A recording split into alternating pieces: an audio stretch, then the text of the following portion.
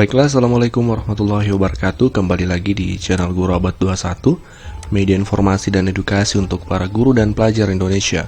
Di video kali ini kita akan membahas tentang tugas tambahan untuk guru yang diakui jamnya terkhusus untuk guru-guru yang sertifikasi di tahun 2021 ini, Bapak Ibu. Sebagaimana yang kita ketahui, untuk sertifikasi itu harus memenuhi syarat 24 jam dalam sepekan. Nah, selain jam mengajar, ternyata ada jam kegiatan tambahan lain yang diakui juga jamnya. Nah, untuk di 2021 ini kita mulai langsung.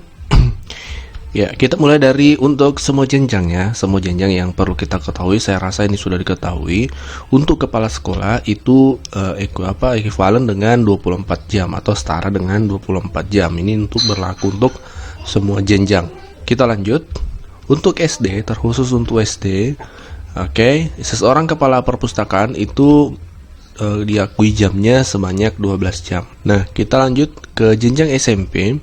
Untuk ada istilah wakil kepala sekolah, Bapak Ibu. Nah, ini juga diakui jamnya sebanyak 12 jam.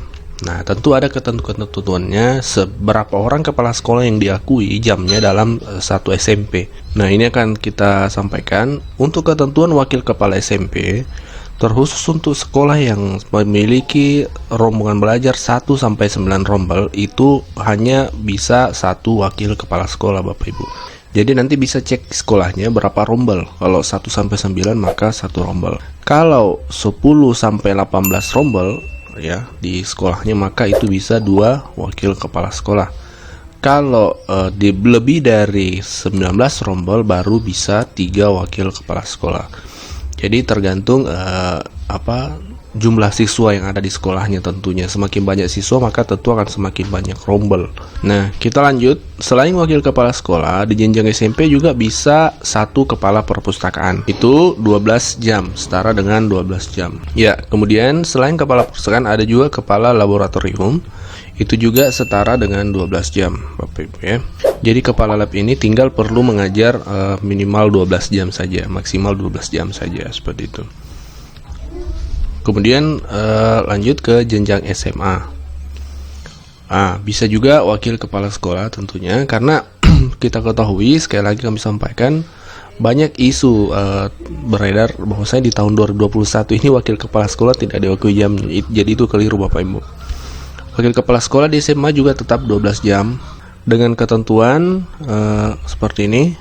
Untuk sekolah yang rombelnya 1-9 rombel, maka itu satu wakil kepala sekolah saja yang diakui jamnya. Untuk sekolah yang memiliki rombel 10-18, itu 2 wakil kepala sekolah bisa. Kemudian yang sekolah 19-27 itu bisa 3 wakil kepala sekolah. Dan yang lebih dari 28 rombel itu bisa 4 wakil kepala sekolah. Nah, selanjutnya di SMA juga diakui jamnya kepala lab ya, laboratorium 12 jam, sama dengan jenjang SMP tadi. Kemudian juga kepala perpustakaan sama dengan SMP tadi 12 jam, Bapak Ibu. Ya. Kemudian bisa juga pembina pramuka, Bapak Ibu, itu setara dengan 2 jam ya. Ini untuk jenjang SMA, pembina pramuka bisa 2 jam.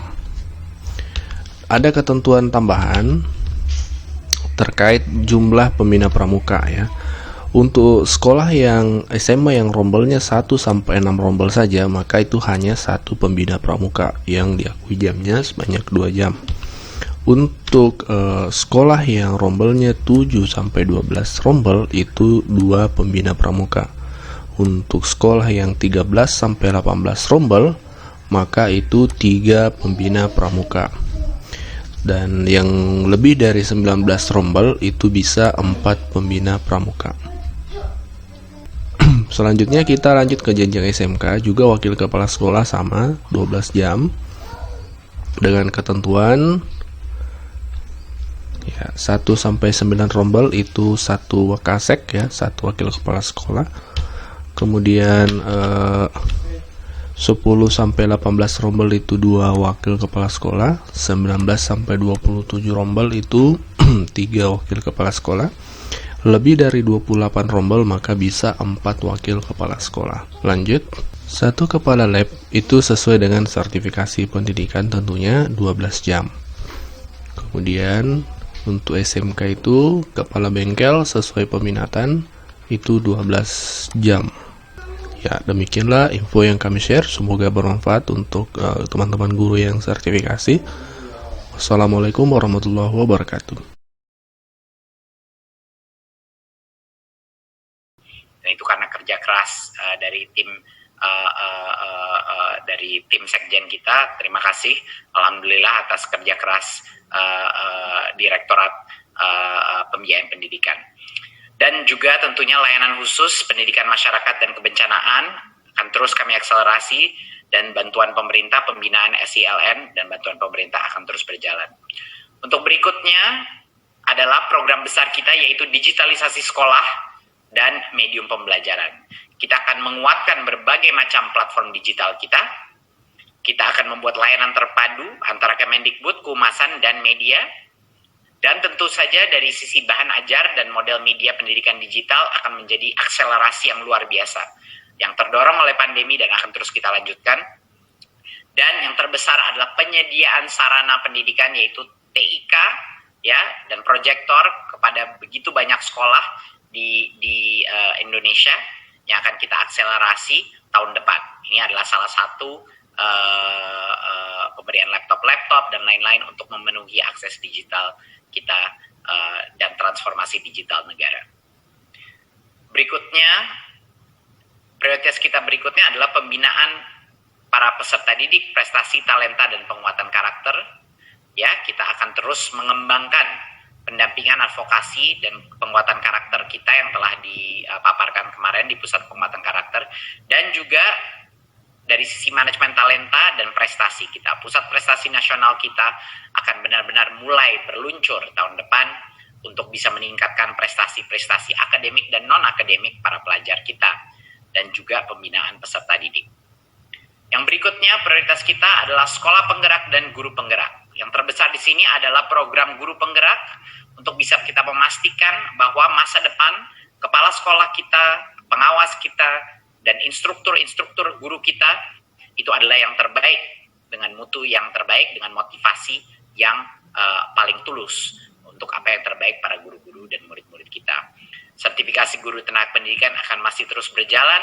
Rekrutmen guru P3K adalah salah satu program terbesar yang akan kita lakukan tahun depan. Seperti yang kita sebut kemarin, kita sudah mencukupi kapasitas sampai dengan 1 juta, tapi yang akan diangkat menjadi P3K untuk semua guru honorer itu adalah yang lulus tes. Mohon teman-teman media memastikan bahwa walaupun kapasitasnya 1 juta, kalau yang lulus tes 1 juta berarti 1 juta yang akan diangkat. Kalau yang lulus tes 100.000 berarti 100.000 yang akan diangkat. Kalau yang lulus tes 200.000, 200.000 yang akan diangkat. Jadi mohon itu ditekankan untuk masyarakat agar mengerti. Tetapi perbedaannya adalah semuanya bisa mengikuti tes tersebut. Semua guru honorer akan diberikan kesempatan, dan bukan hanya 1 kesempatan, sampai dengan 3 kesempatan di tahun depan dan tahun berikutnya. Kita juga akan menggerakkan sekolah penggerak, di mana perubahan inovasi kurikulum dan transformasi sekolah akan kita mulai lakukan di berbagai macam kabupaten, dan juga organisasi penggerak akan kita mulai tahun ini dengan inovasi-inovasi, inkubator-inkubator dari berbagai macam organisasi masyarakat yang bergerak di dunia pendidikan. Berikutnya adalah peningkatan kualitas kurikulum dan asesmen nasional. Tentunya asesmen nasional adalah program terbesar di dalam program prioritas ini, di mana UN itu akan diganti dengan asesmen nasional, yaitu asesmen kompetensi minimum, numerasi literasi, survei karakter, dan survei lingkungan belajar, ya, menjadi mengakses sekolah-sekolah. Sekali lagi, ini suatu hal yang tidak akan berdampak kepada masa depan murid sama sekali. Ini adalah untuk kita memetakan kualitas pendidikan dan mutu sekolah di Indonesia.